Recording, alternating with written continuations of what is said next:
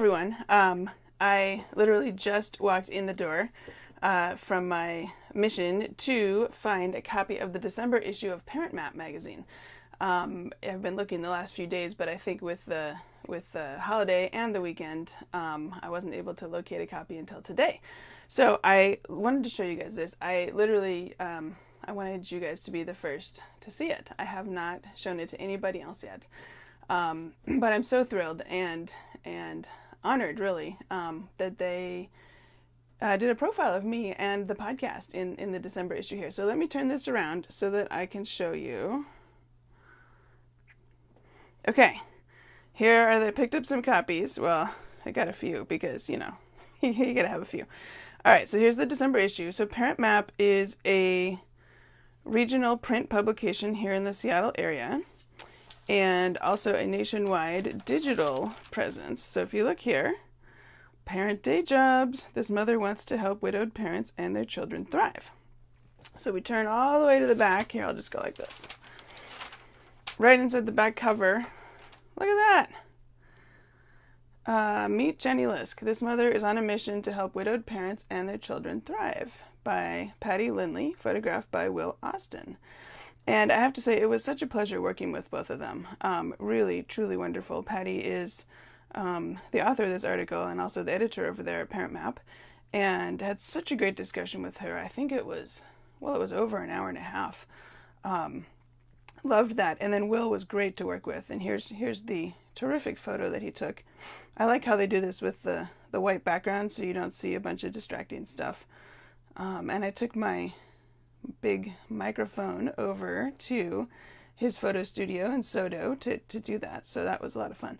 I just wanted to show you here the way they do these columns. There's kind of a couple paragraphs in the beginning with some background on the podcast, and then they do a Q&A here. And if you go to the online version, and there's a link in the description, you can read the whole article. And actually, there's a little bit more. There's a few more questions. It's a little bit longer piece online. So, but it kind of talks about how I became a widowed parent, and I don't know if I can read and show you this at the same time. My husband, let's see here, back in the spring of 2015, and Dennis started feeling dizzy, and then he was ultimately diagnosed with brain cancer, glioblastoma, which is a really aggressive form. And then it says, the newly widowed Lisk was left to pick up the pieces with an 11-year-old son and 9-year-old daughter relying on her to carry on.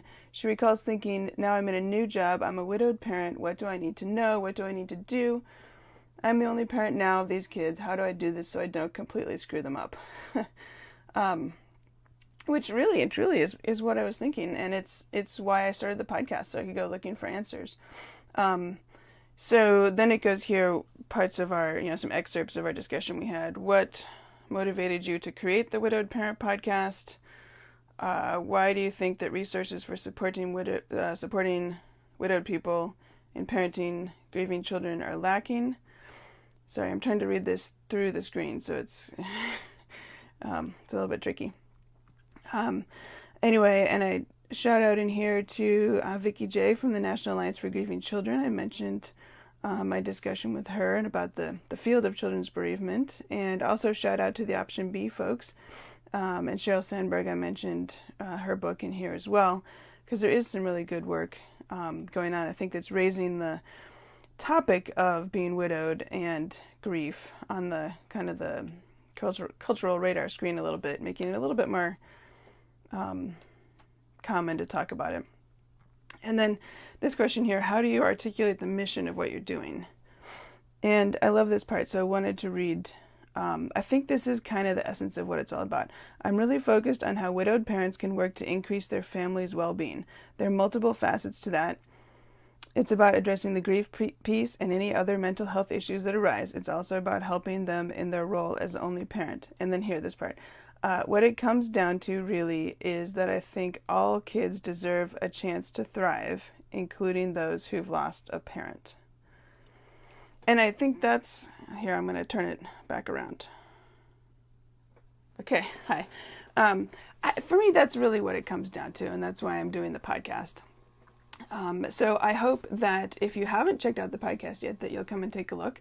I've got a lot of fantastic guests coming up. So this week, it'll be on Wednesday, an episode about grief in the holidays. So please do check that out.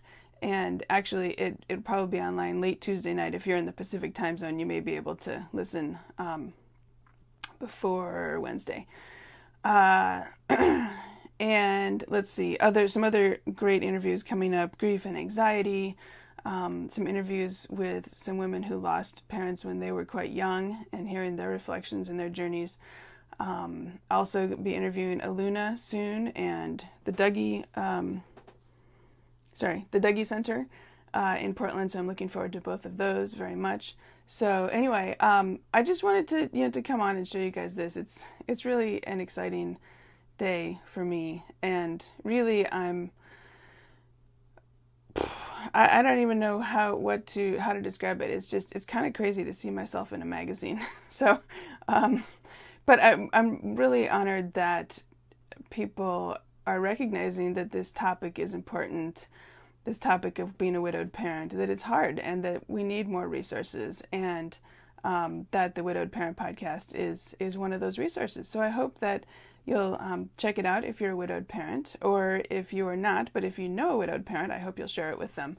I've also got some content I've been creating lately for allies. So those are the friends, the family, the colleagues, the neighbors, the people who are in those close rings surrounding widowed parents, and how to be helpful. And because a lot of people ask me all the time, actually, but just because they know my personal journey over the last few years, they ask how they can support their friends. Their colleague's wife just died, their neighbor's husband just died, they have small kids, and they want to know how they can help. So I've actually got a piece that's just out. I'll probably post it later on some of the best text messages that I ever got when I was caregiving for my husband. And some of you who are watching this might have been some of the people who sent those text messages. So thank you, and I hope you'll recognize yourself in that, and how supportive all you guys were during that time. And also, let's see, I did a piece on 25 ways to help your friend if they're grieving or facing a situation of a serious or terminal illness. So check both those out. Anyway, I'm going to wind this up here. So I just wanted to jump on and show you guys this magazine. You guys are the first people to see it. Picked up some extra copies, so I'll have to show them to family and friends here soon. But anyway, hey, I hope you're having a great day. See ya.